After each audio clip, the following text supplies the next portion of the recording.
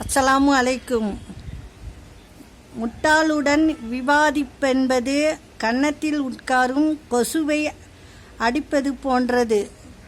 கடைசியில் கொசு அடிப்பட்டதோ இல்லையோ, உங்களை நீங்களே அடித்து கொள்வதுதான் மிஞ்சும். மகிழ்ச்சியாய் வாழ 1000 வழி இருக்கிறது. ஆனால் கவலையின்றி வாழ 3 வழிதான். வருவது வரட்டும், போவது போகட்டும், நடப்பது நடக்கட்டும் என்று இருப்பதுதான். கற்றுக்கொள்ளும் மனம் இருந்தால் நீ முட்டாள்களிடமிருந்து கூட பாடம் கற்க முடியும். அந்த மனம் இல்லாவிட்டால் புத்தனிடமிருந்து கூட எதையும் கற்ற முடியாது. முள்ளின் வலி 1 நிமிடம், சொல்லின் வலி பல வருடம். முட்டாள்களை திருத்த முயற்சி செய்யாதீர்கள். ஏனெனில் அவர்கள் அறிவாளி என்ற திமிரில் இருப்பார்கள்.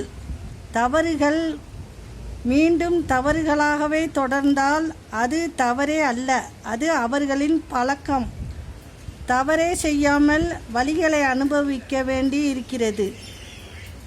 சில புரிந்து கொள்ளாத உறவுகளால் நல்ல புத்தகங்களை தேடி பார்க்காத ஒருவன் படிக்கவே தெரியாத ஒருவனை விட உயர்ந்தவன் அல்ல.